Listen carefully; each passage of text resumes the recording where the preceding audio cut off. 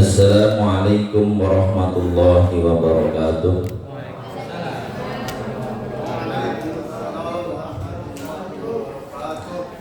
Alhamdulillahilladzi an'ama 'alaina bi ni'matil iman wal islam. Asyhadu an la ilaha illallah wahdahu la syarika lah wa asyhadu anna Muhammadan 'abduhu wa rasuluhu la nabiyya ba'dah. Allahumma sholli ala sayyidina Muhammadin wa ala alihi wa sahbihi ajma'in, amma ba'd. Ashabul fadail hadratul muhtaramin, para alim, para ulama yang saya hormati. Yang terhormat Bapak Kepala SMA Negeri 1 Banjarharjo, Bapak Tarisno MPD. Yang saya hormati Bapak Ibu Dewan Guru SMA Negeri 1 Banjarharjo. Awalan marilah kita panjatkan puja dan puji syukur kehadirat Allah Subhanahu wa taala, yang mana alhamdulillah pada kesempatan pagi hari ini kita semuanya masih diberikan nikmat kesehatan, nikmat kesempatan untuk melaksanakan aktivitas rutin di sekolah, yaitu kegiatan belajar mengajar. Mudah-mudahan hadirnya kita semua dari tempat masing-masing menuju ke tempat ini akan selalu tercatat sebagai amaliyah ibadah dan akan mendapatkan pahala dari Allah Subhanahu wa taala. Amin ya rabbal alamin. Rasa syukur ini perlu kita terapkan dalam kehidupan kita sehari-hari, karena dengan syukurlah fa insyaallah kita semua akan selalu diberikan peningkatan kualitas.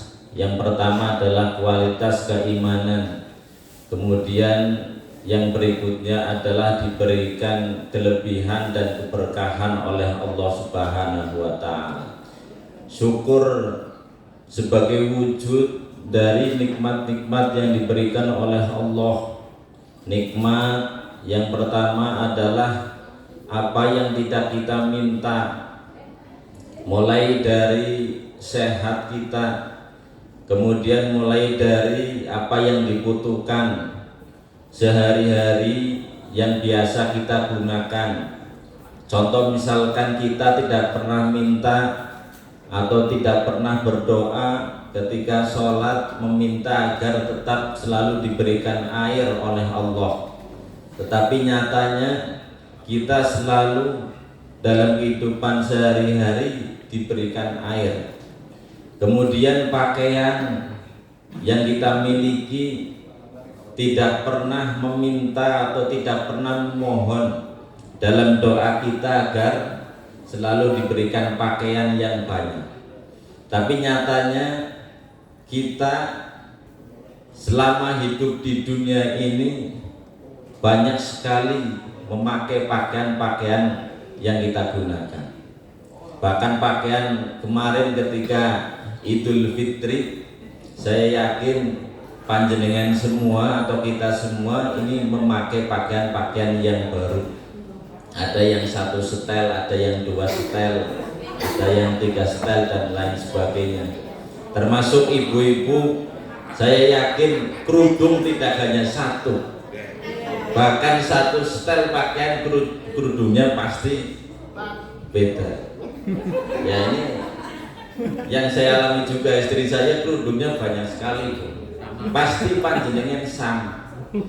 Bahkan kadang pakaian yang digunakan untuk main atau bekerja banyak sekali, tetapi justru pakaian yang digunakan untuk melaksanakan ibadah sholat ini terkadang kita melalaikan. Celana sudah ratusan, sarung paling kena dihitung. Papon sarungnya berapa papon? Longgar kabeh. Mungkin ada lima pun ada yang sudah prang-prang karena sering ngerokok ini. Banyak yang bolong. Artinya hal-hal yang seperti inilah yang tidak kita sadari tetapi harus kita semua syukuri. Ini merupakan keutamaan yang diberikan oleh Allah. Dzu fadlin adzim. Allah akan memberikan kepada kita semua sebagai makhluknya apa yang kita butuhkan, bukan memberikan apa yang kita inginkan. Sehingga dengan syukur, rasa syukur inilah yang nanti akan menjadikan kita semua terkait dengan keimanan dan ketakwaan kepada Allah akan selalu meningkat.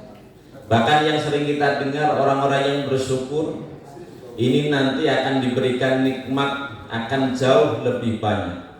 Tetapi orang-orang yang mengkufuri nikmat Allah, maka Allah akan memberikan azab yang sangat pedih. La in syakartum la azidannakum wa la in kafartum inna adzabi lasyadid. Kemudian keterangan yang lain terkait dengan syukur dari hadis qudsi, malam yaskur ala na'mai walam yasbir ala balai fal yahruj min tahtis samai wal yatlub rabbal siwaya. Tatkala orang-orang tidak bersyukur atas nikmat Allah, kemudian tidak sabar atas ujian-ujian yang diberikan oleh Allah kepada kita semua, maka fal yahruj min tahtis samai, kita diusir, disuruh keluar dari kolong langit ini. Kalau sudah diusir oleh Allah dari kolong langit, maka mau kemana kita pergi?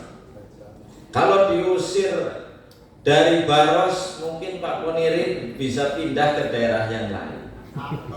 Tetapi kalau kita diusir dari kolong langit ini, maka tentu kita tidak akan bisa pergi kemana lagi.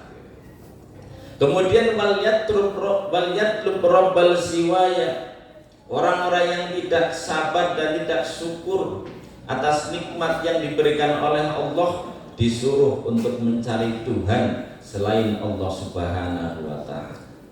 Makanya dalam kehidupan kita sekali lagi bahwa rasa syukur inilah yang harus kita terapkan.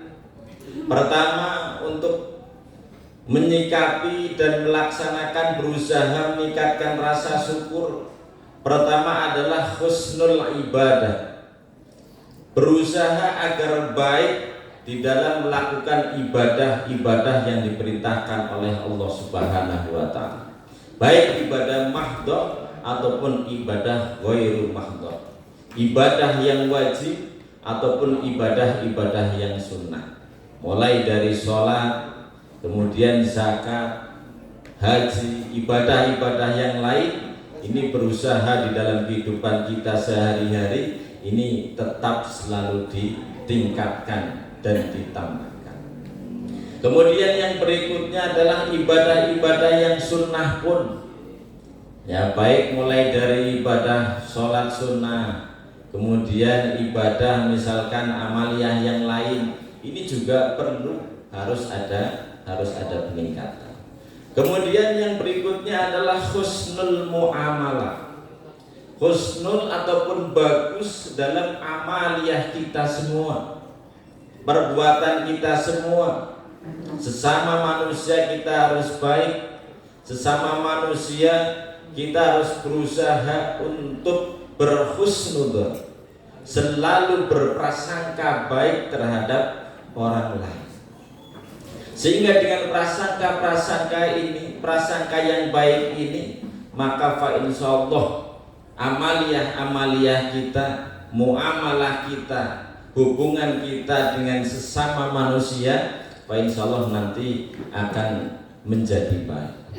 Karena persaudaraan ini ataupun hubungan dengan manusia kalau tidak baik, justru nanti Allah akan mencabut keberkahan yang ada di bumi ini.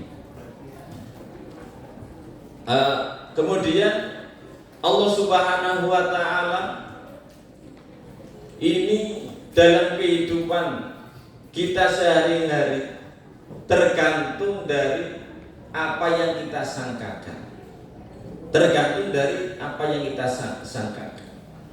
Ana inda dzanni abdi. Apa yang kita sangkakan baik, maka insyaallah Allah ini akan memberikan hal-hal yang baik. Kemudian yang berikutnya, salawat dan salam marilah kita sanjungkan kehadiran beliau Nabi besar Muhammad sallallahu alaihi wasallam. Beliau Nabi akhir zaman, Nabi yang membawa ajaran agama Islam dari zaman kegelapan sampai zaman yang terang benderang, yaitu dengan adanya ajaran agama Islam. Mudah-mudahan kita semua sebagai umat beliau, baik di dunia maupun di akhirat, akan selalu mendapatkan syafaatnya. Amin ya rabbal alamin. Bapak Ibu yang saya hormati, bahwa terkait dengan amalan ibadah dalam kehidupan kita sehari-hari, kita sebagai makhluk Allah yang mempunyai tugas utama adalah untuk mengabdi. Wa ma khalaqtul jinna wal insa illa liya'budun. Ini fungsi pertama Allah menciptakan manusia adalah untuk beribadah, untuk selalu mengabdi kepada Allah. Tidak ada hal lain yang perlu diabdi kecuali adalah Allah. Tidak ada yang lain yang perlu disembah kecuali Allah Subhanahu wa ta'ala. Sehingga apapun yang kita lakukan dalam kehidupan sehari-hari di dunia ini, hakikatnya kita semua adalah sedang mengabdi.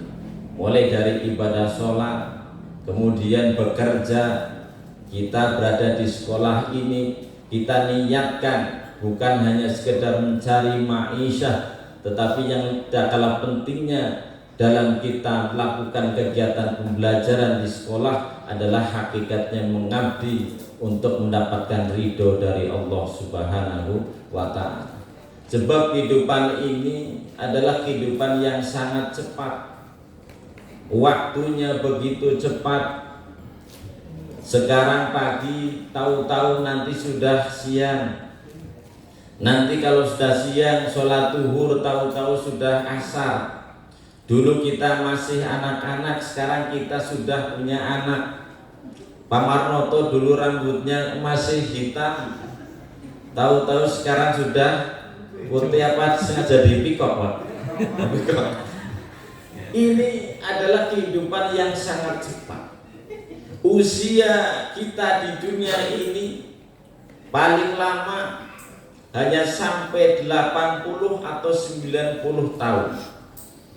Maka kita semua diberikan usia umur oleh Allah ini kita gunakan dengan sebaik mungkin untuk berusaha meningkatkan kualitas kebaikan. Apalah artinya kita diberikan umur panjang oleh Allah kalau justru kita hidup selalu menumpuk-numpuk dosa, menumpuk-numpuk kesalahan, mencari kesalahan orang lain, sehingga dosa kita akan semakin banyak. Untung dosa ini bersifat sir atau tidak kelihatan. Bayangkan kalau dosa ini kelihatan, ketika kita buat satu dosa, kemudian nanti ada benjolan satu di muka kita. Buat dosa dua, muncul lagi benjolan. Buat dosa tiga, muncul lagi. Makanya kita diajarkan ketika sholat, duduk di antara dua sujud, membaca doa Rabbighfirli warhamni wajburni warfa'ni warzuqni wahdini wa'afini wa'fu anni. Yang pertama Rabbighfirli, ampunilah saya. Yang kedua adalah warhamni, sayangilah saya. Wajburni, tutuplah aib dan kesalahan saya, kesalahan kita semua. Karena kita semua pasti sengaja ataupun tidak disengaja dalam kehidupan sehari-hari ini membuat kesalahan. Kemudian warfa'ni, angkatlah derajat saya atau derajat kita semua. Warfa'ni, kemudian warzuqni, kita meminta setelah ditutup aibnya, setelah diangkat derajatnya, kemudian kita minta kepada Allah untuk diberikan rizki di dalam kehidupan di dunia ini. Wahdini, kemudian diberikan petunjuk oleh Allah agar kita diberikan petunjuk yang baik. Makanya kita selalu berdoa kepada Allah, Allahumma arinal haqqa haqqan warzuqna ittiba'ah wa arinal batila batilan warzuqna ijtinabah. Artinya, ya Allah, tunjukkanlah hak itu hak, sesuatu yang baik itu adalah baik, dan batil itu adalah merupakan hal yang batil. Wa'afini, kemudian kita meminta kepada Allah untuk selalu diberikan kesehatan, sehat jasmani dan rohani kita. Jasmani secara fisik kita sehat, tidak terkena penyakit.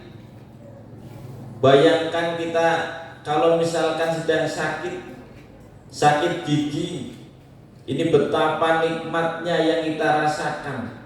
Terkadang kita baru merasakan kenikmatan nikmat sehat ini setelah kita diberikan sakit oleh Allah.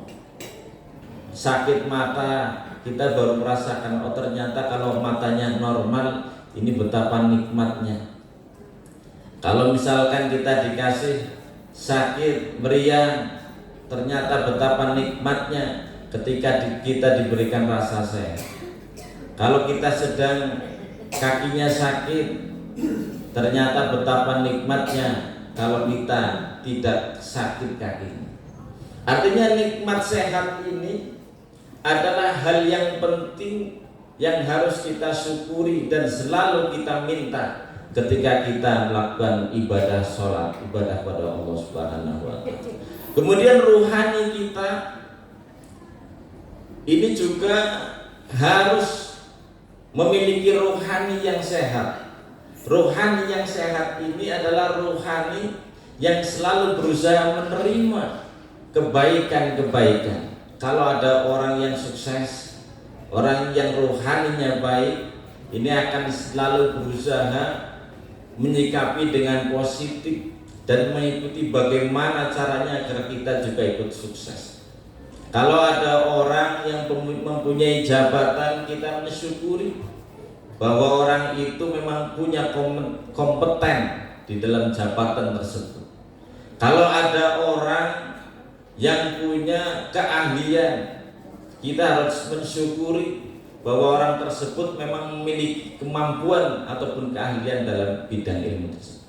Sehingga dengan rohani yang baik ini, maka apapun yang kita lihat terkait dengan apa yang dilakukan oleh orang lain yang baik, ini kita akan selalu menyikapi dengan perasaan-perasaan yang baik, sehingga penyakit hati tidak akan menempel kepada diri kita semua. Kemudian yang berikutnya, ketika kita membaca doa duduk di antara dua sujud, yang terakhir adalah wa'fu anni, akan selalu dimaafkan segala kesalahan-kesalahan yang kita buat di dunia. Nah, kemudian untuk meningkatkan kualitas ibadah, maka kita harus berusaha meningkatkan kualitas iman kita kepada Allah. Allah Subhanahu wa Ta'ala menjelaskan orang-orang yang betul-betul beriman. Innamal mu'minuna alladzina idza dzukirallahu wajilat qulubuhum wa idza tuliyat 'alaihim ayatuhu zadatuhum imana wa 'ala rabbihim yatawakkalun. Alladzina yuqimuna sholata wa mimma razaqnahum yunfiqun. Pertama, orang-orang yang betul-betul beriman ini ketika mendengar kalimat Allah, hatinya bergetar. Allahu Akbar bukan hanya sekedar ucapan di lisan, tetapi hati pun rohani kita bergetar, rohani kita merasakan bahwa yang paling besar, yang paling berkuasa hakikatnya adalah Allah Subhanahu wa Ta'ala. Sehingga dengan hal demikian, kalau misal kita mau melakukan hal yang tidak baik, mau menyalahgunakan aturan dan lain sebagainya, orang-orang yang betul-betul beriman ini akan selalu merasa bahwa dirinya selalu diawasi oleh Allah Subhanahu wa Ta'ala. Kemudian yang kedua adalah Wa idza tuliyat alaihim ayatuhu zadatuhum imana. Ketika dibacakan ayat-ayat Allah, ada orang yang membaca Al-Quran, ada orang yang mengaji. Orang-orang yang betul-betul beriman ini akan selalu berusaha meningkatkan keimanan dan ketakwaannya. Keimanan dan ketakwaannya ini akan selalu bertambah ketika ada suara ngaji, ada orang yang membaca Al-Quran. Orang-orang yang tidak beriman ketika ada suara Al-Quran dibunyikan atau dibacakan akan terasa berisik. Ini bacaan apa, kemudian ini buat berisik dan lain sebagainya. Orang-orang yang tidak beriman, kalau ada orang yang menasehati, misalkan Pak Ponirin menasehati Pak Casbudin nikah. Kalau imannya ini naik, tapi insya Allah Pak Casbudin ini sedang berpikir, sedang mencari pasangannya. Insya Allah kita doakan mudah-mudahan di Idul Adha ini sudah punya jodoh. Oh, sebelum alhamdulillah. Pak Taufik, ya Pak Taufik aman, karena sudah pernah. Orang-orang yang meningkatkan kualitas keimanannya, yang kedua adalah selalu meningkatkan, bertambah keimanan ketika ada orang-orang yang membaca Al-Quranul Karim. Kemudian yang ketiga adalah wa ala rabbihim yatawakkalun. Orang-orang yang bertawakal, pasrah, menyerahkan apa yang terjadi, apa yang kita lakukan, apa yang nanti akan diberikan oleh Allah, ini semuanya hakikatnya Allah yang menentukan. Tetapi tawakal ini adalah jalan terakhir. Perintah yang pertama adalah ikhtiar. Kita harus selalu berusaha menjadi orang-orang yang baik. Pak Cuncun ingin jadi orang yang sukses, bukan hanya jadi guru, tapi gimana caranya agar lele ini bisa laku semua. Ya, syukur-syukur bisa jadi. Ini bagian peningkatan, bagian dari ikhtiar yang dilakukan oleh kita semua dalam kehidupan kita di dunia ini. Selalu berusaha meningkatkan apa yang kita inginkan, apa yang kita usahakan. Ketika kita sudah berusaha semaksimal mungkin, lalu yang terakhir yang kita terapkan adalah tawakal. Kemudian yang berikutnya, orang-orang yang betul-betul beriman kepada Allah itu adalah alladzina yuqimunas shalah. Selalu berusaha meningkatkan ibadah sholat. Bukan hanya sekedar mengerjakan, tetapi hakikatnya dalam ibadah sholat ini adalah mendirikan sholat. Apalah artinya kita mengerjakan sholat? Bacaan mulai pertama dari takbir, doa iftitah, fatihah, surat yang lain, ruku, sujud, i'tidal, kemudian tasyahud. Kalau dalam perbuatan kita, aplikasi kita dalam kehidupan sehari-hari justru jauh dari perbuatan-perbuatan yang berkaitan dengan sholat. Sholat ini hakikatnya adalah mengabdi. Sholat ini hakikatnya adalah berdoa. Sholat ini hakikatnya adalah berusaha kita semua menjadi orang yang baik. Kalau nyatanya kita rajin sholat, ternyata dalam kehidupan sehari-hari malah justru jauh lebih buruk dari orang-orang yang tidak sholat. Ini tentu tidak ada maknanya, tidak ada hasilnya sama sekali. Maka kita semua sebagai orang-orang yang berusaha meningkatkan kualitas iman, yang harus kita lakukan dalam ibadah sholat ini adalah mendirikan sholat. Mendirikan sholat ini adalah orang yang melakukan ibadah sholat, kemudian amaliyah ibadah sholat ini kita terapkan dalam kehidupan sehari-hari. Kita selalu berusaha tunduk, tidak boleh membicarakan oleh kesalahan orang lain, tidak boleh mencari-cari kesalahan orang lain atau aib orang lain. Kalau ada orang yang salah, mari kita berusaha menasehati dan sebagainya. Orang-orang yang mendirikan sholat pasti akan selalu meningkatkan kualitas kebaikan dalam kehidupan sehari. Kemudian yang berikutnya, orang-orang yang betul-betul beriman kepada Allah adalah selalu memberikan sebagian rizkinya. Wa mimma razaqnahum yunfiqun, membagikan sebagian rizki dari apa yang kita dapatkan kepada orang-orang yang betul-betul membutuhkan.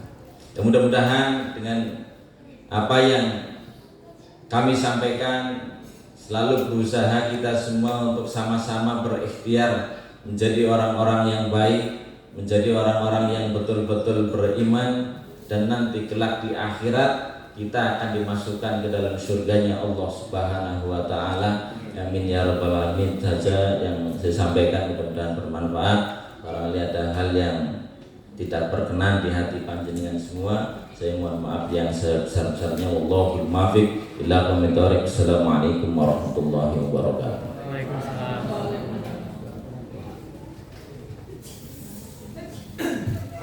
A'udzu billahi minasyaitonir rajim. Bismillahirrahmanirrahim. Allahumma shalli ala sayyidina Muhammad wa ala ali sayyidina Muhammad. Alhamdulillahirabbil alamin hamdan yaghfi ni'amahu wa yukafi mazidah. Ya rabbana lakal hamdu wa lakal syukru kama yanbaghi li jalali wajhikal karim wa 'azimi sultani.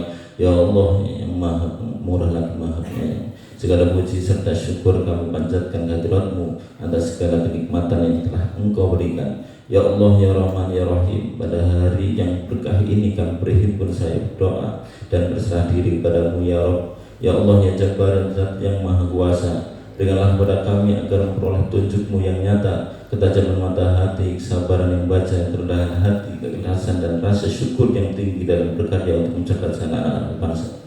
Kokohkan kesungguhan kami, bersihkan hati kami agar kami mampu mencari solusi dari setiap persoalan dan tantangan, serta bersikap bijak atas kekurangan. Ya Allah, ya Aziz, ya Hakim, Zat yang Maha Perkasa lagi Maha Agung, jadikanlah kami pendidik-pendidik sejati yang dapat melahirkan ribuan orang-orang hebat, sosok teladan yang selalu didik dengan penuh kelembutan dan kasih sayang, menebar semangat dan inspirasi bagi sekitarnya, sehingga terlahir orang-orang hebat untuk mewujudkan peradaban Indonesia yang unggul dan mulia.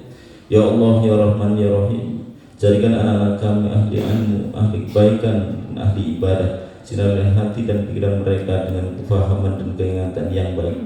Mudahkan mereka memahami apa yang disampaikan oleh kami serta berkatilah mereka. Ya Allah, Tuhan yang Maha Murah, berilah anak didik kami cahaya, ilmu yang bermanfaat, amalan yang diterima selalu dekat kepada kebaikan dan jauh dari kejahatan, serta jadikan mereka hamba-Mu yang paling mulia di sisi-Mu. Ya Allah, Zat yang Maha Pengampun, kami mohon ampunan-Mu. Bila dalam melaksanakan amanah sebagai guru kami belum bisa dipukul dan ditiru oleh anak-anak kami, ampunilah kami bila dalam melaksanakan tugas sebagai pendidik kami belum bisa memberikan yang terbaik untuk anak didik kami. Ya Allah, indahkan bahasa kami, mudahkan tutur kata kami agar apa yang kami sampaikan kepada anak-anak didik kami mudah untuk diterima, difahami dan menjadi ilmu bermanfaat buat mereka. Ya Allah, Tuhan yang Maha mendengar, kabulkanlah doa dan permohonan kami. Rabbana atina fid dunya hasanah wa fil akhirati hasanah wa qina adzabannar. Wa sallallahu ala sayyidina Muhammad wa ala alihi wasallam. Walhamdulillahi rabbil alamin. Sirrul Fatihah.